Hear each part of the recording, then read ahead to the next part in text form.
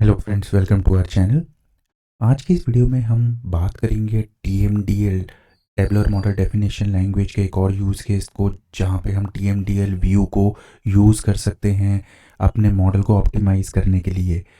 और जब हम मॉडल ऑप्टिमाइजेशन की बात करते हैं तो हम यहाँ पे देखेंगे किस तरीके से एक इम्पॉर्टेंट प्रॉपर्टी जो होती है इज़ अवेलेबल MDX, हम इस प्रॉपर्टी को कॉन्फ़िगर करके अपने मॉडल के साइज़ को रिड्यूस कर सकते हैं, ओवरऑल परफॉर्मेंस को भी इम्प्रूव कर सकते हैं इस प्रॉपर्टी को कॉन्फ़िगर करके। तो आज की वीडियो बहुत ही इंपॉर्टेंट रहने वाली है। मैं आप लोगों को बताऊंगा सबसे पहले ये इज़ अवेलेबल MDX प्रॉपर्टी होती क्या है, कैसे इस काम करती है, क्या इसका यूसेज होता है, किन सिनेरियोज में हम इसको ट्रू या फॉल्स रख सकते हैं, ये सब कुछ हम जानने वाले हैं।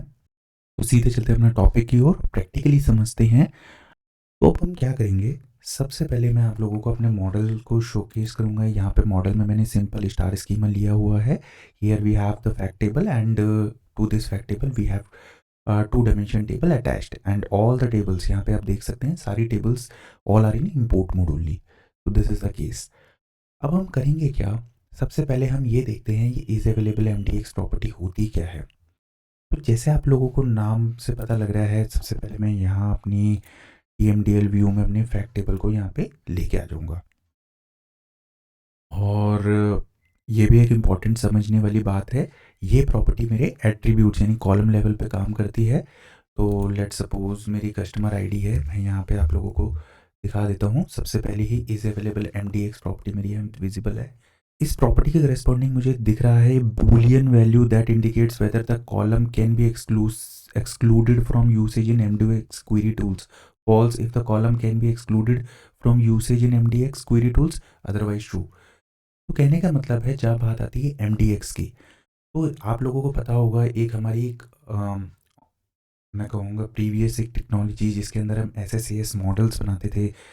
उन मॉडल्स को क्वेरी करने के लिए हमारी MDX क्वेरीज यूज़ होती थी जनरली।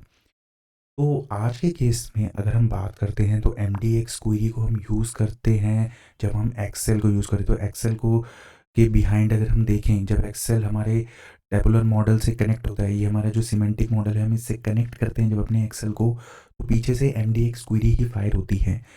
तो ऐसे केस में अगर हमारा ये सिनेरियो है कि हमारे को अपने मॉडल को एक्सेल के थ्रू भी क्वेरी, हमारे कुछ यूज़र्स ऐसा है या हमारे एक पर्सोना ऐसा है जो हमारे सिमेंटिक मॉडल को यूज़ करेगा वाया एक्सेल, तो ऐसे केसेस में इज़ अवेलेबल MDX प्रॉपर्टी को हमें ट्रू करना पड़ता है।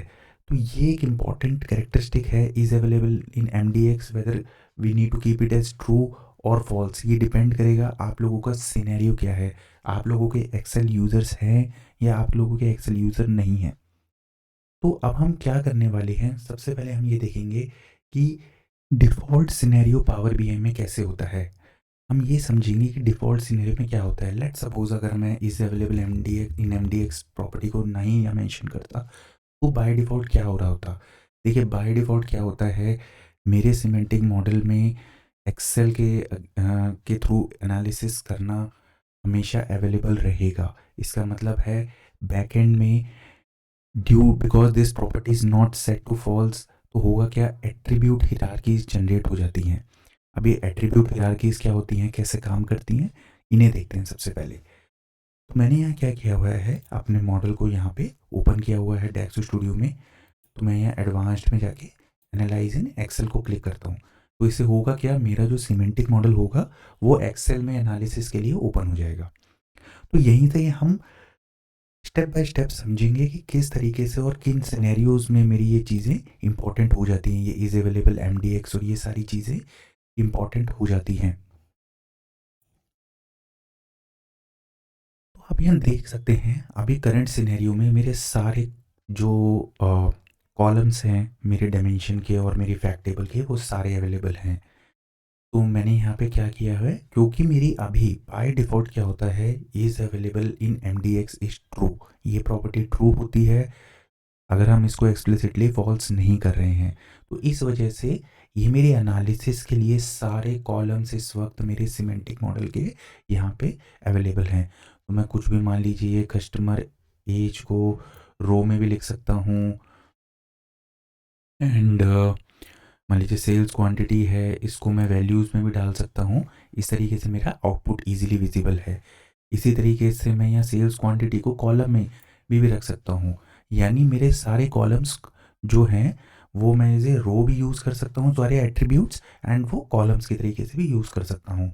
तो इस टेबल के मान लीजिए कस्टमर आईडी है, इसको मैं यहाँ पे कॉलम से भी यूज़ कर सकता हूँ। मैं किसी भी तरीके से यहाँ पे इन एट्रीब्यूट्स को यूज़ कर सकता हूँ, as a row, as a column, मैं किसी तरीके से। द रीज़न बिकॉज मैंने is available in MDX property को बाय डिफ़ॉल्ट ये ट्रू होती है। तो दैट इज़ वन सिनेरियो। ये जो हमारे एट्रीब्यूट्स हैं इनको हम कॉलम्स की तरह, रोज़ की तरह क्यों यूज़ कर पा रहे हैं, इसका रीज़न ये है कि पीछे से एट्रीब्यूट हिरार्की जब भी जो भी हमारा टेबुलर मॉडल, जो भी हमारा मल्टी डायमेंशनल मॉडल है, उसके अंदर जो हमारे एट्रीब्यूट्स हैं उनके करस्पॉन्डिंग एक एट्रीब्यूट हिरार्कीज प्रेजेंट होती हैं। तो यहाँ पे एट्रीब्यूट हिरार्कीज होता क्या है कि हर एक एट्रीब्यूट के करस्पॉन्डिंग, जैसे मेरे सेल्स फैक्ट, जो हमारी फैक्ट सेल्स टेबल है, इसके हर एट्रीब्यूट यहाँ पे जैसे आप देख सकते हैं कस्टमर आईडी, इसके अगेंस्ट जो 2 लेवल में हिरार्की मेंटेन होती है, वन ऑल एंड सेकंड ये एट्रीब्यूट इन इटसेल्फ। सो इस तरीके से मेरी एट्रीब्यूट हिरार्की, देखिए 2 तरीके की हिरार्कीज होती हैं। एक होती है यूज़र डिफाइंड हिरार्की, जो हमें पता है, जैसे ईयर, क्वार्टर, मंथ हम खुद यूज़र डिफाइंड हिरार्की बना सकते हैं। दूसरी हिरार्की होती है एट्रीब्यूट हिरार्कीज, जो इंटरनली हमारा जो भी SSAS मॉडल होते हैं वहाँ पे इंटरनली ये चीज़ें क्रिएट हो जाती हैं। तो जैसे हमारी कस्टमर आईडी है, इसके correspondingly attribute hierarchy automatically generate हो जाएगी। जैसे हमारे पास 2 लेवल हिरार्की ऑटोमेटिकली जनरेट हो जाएगी, जिसमें टॉप लेवल होगा ऑल एंड दूसरा लेवल होगा in this attributes in itself. सबसे सिमिलरली प्रोडक्ट आईडी के करस्पॉन्डिंग एक लेवल होगा ऑल एंड देन होगा प्रोडक्ट आईडी। हर एक जो हमारा एट्रीब्यूट है उसके correspondingly 2 level hierarchy automatically generate हो जाती है हमारे SSAS मल्टी डायमेंशनल मॉडल के अंदर। तो इसका एडवांटेज ये 2 लेवल हिरार्की का ये होता है कि हम as a row, as a column कुछ भी यूज़ कर सकते हैं इन एट्रीब्यूट्स को। जैसे आपने यहाँ देखा, मैं सेल्स क्वांटिटी को कॉलम में भी लिख सकता हूँ, एज ए वैल्यू भी, एज ए रोज भी, कहीं भी इसको मैं ले जा सकता हूँ। इसको मैं उठा के यहाँ भी रख सकता हूँ, जैसे आपने देखा। तो it is like flexible enough. But real world में आप देखेंगे तो हमें पर्पस ढूंढना होता है। देखिए, कभी भी हम है ना कस्टमर आईडी के बेसिस पे कोई भी चीज़ें इवेलुएट नहीं करेंगे, या फिर अगर हमारे जो सेल्स क्वांटिटी है उसको यहाँ रो कॉलम में रखने का कोई पर्पस नहीं है। उसको हमें आइडियली वैल्यूज़ के अंदर ही रखना चाहिए, that too as a in a measure form, not directly as a column. तो हमें क्या करना चाहिए, सबसे पहले हमारे को एक मेजर डिज़ाइन करना चाहिए on the top of sales quantity, and उस मेजर के ऊपर ही हमें यहाँ पे डायरेक्टली उसको यूज़ करना चाहिए, ना कि इस कॉलम को, सेल्स क्वांटिटी। तो ऐसे ही कॉलम जैसे customer IDs, product IDs, sales quantity, जैसे मैंने यहाँ दिखाया है, इन्हीं कॉलम्स के करस्पॉन्डिंग हम इज़ अवेलेबल इन MDX को फॉल्स कर देते हैं, क्योंकि इन कॉलम्स की एक्सेल में इवेल्युएशन की भी रिक्वायरमेंट नहीं है। ठीक है, तो आप अगर इज अवेलेबल इन MDX इनके अगेंस्ट फॉल्स भी कर देंगे इस प्रॉपर्टी को, तो कुछ इम्पैक्ट नहीं होगा। इवन एक्सेल यूजर्स भी आपके बाकी मॉडल के को इजीली यूज़ कर पाएंगे। बाकी मॉडल के जो आपके एट्रीब्यूट्स हैं जो टेबल्स में प्रेजेंट है, उनको इजीली यूज़ कर पाएंगे, उन पर कोई इम्पैक्ट नहीं आएगा। तो हम देखते हैं कि ओवरऑल पहले क्या मॉडल साइज़ था, और जब हमने इस प्रॉपर्टी को फॉल्स किया क्या इम्पैक्ट आया, कितने हमारे को रिडक्शन देखने को मिला overall size of the model में, ये एक बार इवेलुएट कर लेते हैं। मुझे उम्मीद है आपको ये कंसेप्ट ऑफ एट्रीब्यूट हिरार्की क्या होता है, और किस तरीके से एक्सेल क्वेरी करने के लिए मॉडल को यूज़ करता है MDX लैंग्वेज को, ये आपको समझ आया होगा कि MDX होता क्या है। बेसिकली एक ऐसी लैंग्वेज जिसके थ्रू हमारा एक्सेल कम्युनिकेट करता है हमारे मॉडल से। जो भी हमारा ये टेबुलर मॉडल है, इसे कम्युनिकेशन के लिए एक्सेल यूज़ करता है MDX को। इसीलिए बाय डिफ़ॉल्ट पावर BI में is available in MDX property true रहती है, ताकि हर कोई यूज़र एक्सेल के थ्रू कनेक्ट करके अपने मॉडल को यूज़ कर सके। लेकिन हमारे को यहाँ पे एक प्रॉपर जजमेंट लेना होता है कि किन कॉलम्स के अगेंस्ट हम इस प्रॉपर्टी को इनेबल करके रखें, और किन एट्रीब्यूट्स के अगेंस्ट इन प्रॉपर्टी को हम डिसेबल करके रखें। तो दैट इज़ इम्पॉर्टेंट। तो अब मैं क्या करूँगा, अब मैं सबसे पहले अपने मॉडल के साइज़ को यहाँ देख लेता हूँ। उसके लिए आप लोगों को पता है मैं व्यू मैट्रिक्स को यूज़ करता हूँ। जैसे ही मैं व्यू मैट्रिक्स करूँगा, तो इस वक्त मेरा मॉडल साइज़ आ रहा है 3.28 MB। तो ये मेरा मॉडल साइज़ इस वक्त करंटली प्रेजेंट है। अब मैं देखता हूँ, जब मैं जो अननेसेसरीली कॉलम्स हैं उनको मैं अगर उनकी इज अवेलेबल इन एमडीएक्स को फॉल्स कर दूंगा प्रॉपर्टी को, तो क्या इम्पैक्ट आता है साइज पे से first of all.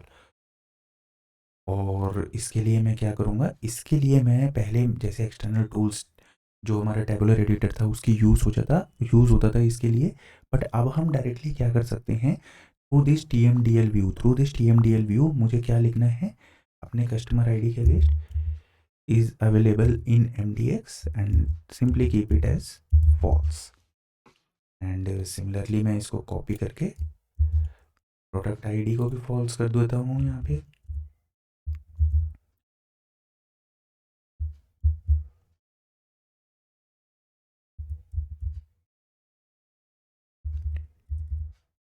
is available in MDX false and मैं सेल्स डेट को एज इट इज़ रहने देता हूँ एंड क्वांटिटी को भी is available in MDX false कर देता हूँ। एंड इसके ऊपर एक हम मेजर डिज़ाइन कर लेते हैं, एज सिंपल एज दैट। तो अभी के लिए मैं एक मेजर को डिज़ाइन करूँगा और इस मेजर को मैं फैक्ट सेल्स के अंदर ही डिज़ाइन कर लेता हूँ, न्यू मेजर। सिमिलरली बस मुझे टोटल QTY सोल्ड ऐसे करके मैं एक मेजर को बना देता हूँ यहाँ। इट इज़ सम ऑफ यहाँ पे सेल्स क्वांटिटी, इसको मैंने क्लोज कर दिया, परफेक्टली फाइन। ये मेरा मेजर बन के आ गया है एंड मैं इसको भी एक बार रिफ़्रेश कर लेता हूँ। ओके, तो सबसे पहले आप एक्सेल में देख सकते हैं यहाँ पे मैंने जो भी मेरे पहले फैक्ट सेल्स में आपने देखा product ID, customer ID, quantity sold, ये कॉलम्स दिख रहे थे। अब वो सारे कॉलम्स क्योंकि मैंने is available in MDX false कर दिया तो एक्सेल इवेल्युएशन के लिए वो रेडी नहीं है। तो हम एक्सेल में उन कॉलम्स के ऊपर इवेल्युएशन नहीं कर सकते। बट आइडियली देखिए उनकी रिक्वायरमेंट भी नहीं थी, मेरे पास सेल्स डेट और ये मेजर मेरा था, ये ऑलरेडी प्रेजेंट है। तो मैं इस मेजर को यहाँ लेके आ जाऊँगा, सेम चीज़ आ गई। देखिए कस्टमर एज थी मेरी, total quantity sold, same purpose मैं फुलफिल कर पा रहा हूँ। इसी तरीके से अगर मेरे को डेट वाइज करना है तो मैं सेल्स डेट भी यहाँ यूज़ कर सकता हूँ। अब देखिए हम मेरे पास ये कस्टमर आईडी जो कॉलम था डायमेंशन का, ये भी मुझे रिक्वायर्ड नहीं है। बेसिकली इनके करस्पॉन्डिंग में मैं कोई एनालिसिस नहीं करूँगा अपनी एक्सेल में। मैं एक बार क्या करूँगा, इनको भी यहाँ पे फॉल्स कर देता हूँ।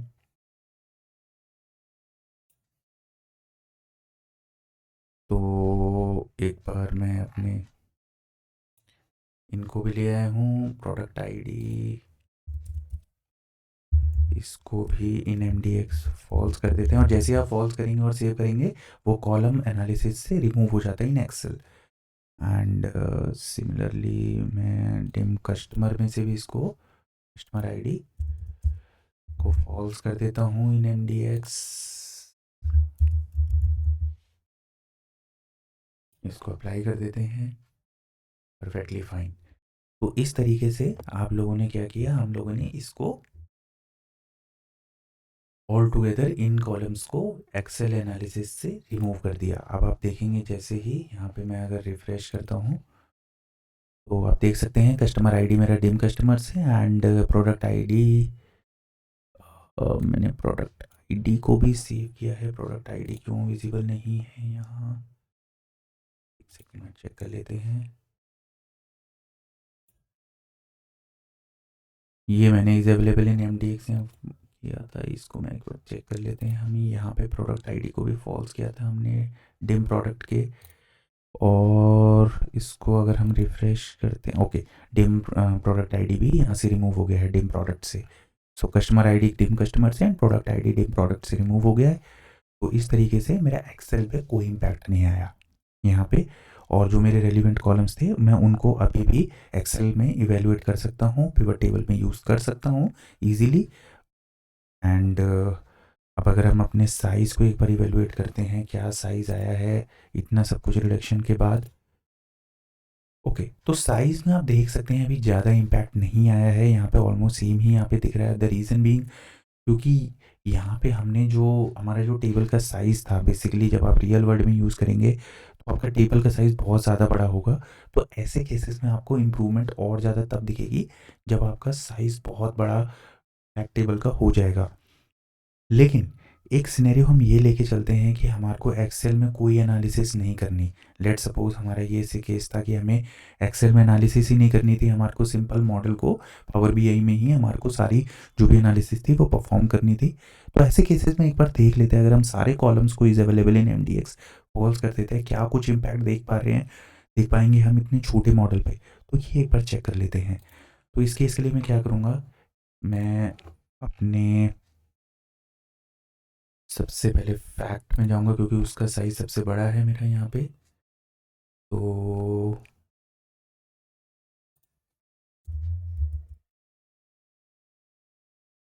इज अवेलेबल इन एमडीएक्स, इसको भी मैं फॉल्स कर देता हूँ और अप्लाई कर देता हूँ। तो बेसिकली अब मेरे सारे कॉलम्स के करस्पॉन्डिंग ये फॉल्स हो गया है फैक्ट के। एंड डायमेंशन से मुझे लगता है क्योंकि ये बहुत ही छोटी डायमेंशन है, इन पे इतना इम्पैक्ट नहीं आएगा, पर फिर भी मैं इनको फॉल्स कर देता हूँ। Perfectly fine.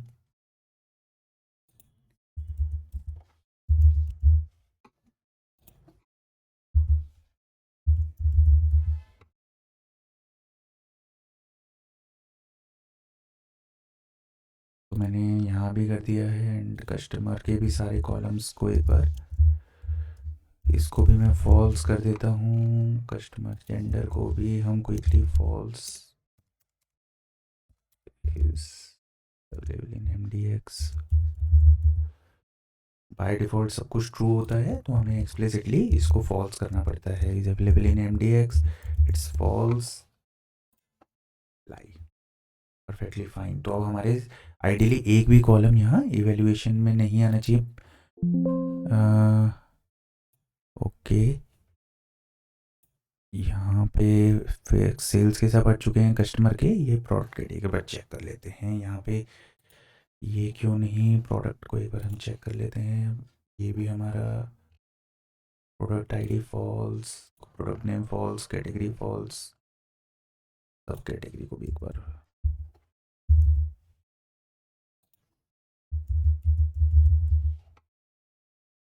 इसको अप्लाई कर देते हैं। एंड अब जाके एक बार हम देखते हैं रिफ्रेश।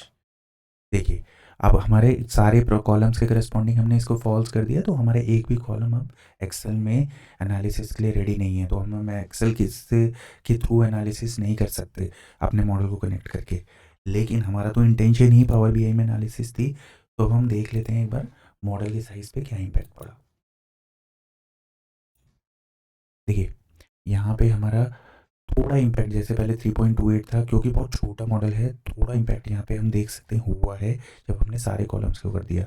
यहीं आप सोचिए जब बिलियंस ऑफ रोज होती तो क्या इम्पैक्ट होता। तो यहाँ पे इम्पैक्ट आ सकता है और सिग्निफिकेंट इम्पैक्ट आ सकता है अपने कॉलम्स को अगर हम बेसिकली उनकी is available in MDX property false कर देते हैं। तो ओवरऑल हमारा मॉडल की साइज़ जो है वो रिडक्शन उसमें सिग्निफिकेंट आ सकता है। अगेन बहुत इंपॉर्टेंट प्रॉपर्टी होती है, बाय डिफ़ॉल्ट ट्रू होती है, हम एक्सप्लिसिटली इसको फॉल्स करते हैं तो इसके क्या ड्रॉबैक्स हो सकते हैं वो मैंने आपको बताया। और किस तरीके से हम केवल अपने आईडी कॉलम्स और हमारे जो कॉलम्स मेजर में यूज हुए हैं उनको केवल फॉल्स, उनके अगेंस्ट इस प्रॉपर्टी को फॉल्स कर सकते हैं, उससे ओवरऑल इम्पैक्ट क्या आता है वो भी मैंने आपको दिखाया। आई होप आप लोगों को ये कंसेप्ट समझ आया होगा। अगर आपका इस कंसेप्ट से कोई डाउट है तो आप कमेंट सेक्शन में शेयर कीजिए, मैं रिप्लाई करने की कोशिश करूँगा। तो मिलते हैं नेक्स्ट वीडियो में, तब तक के लिए थैंक यू, धन्यवाद।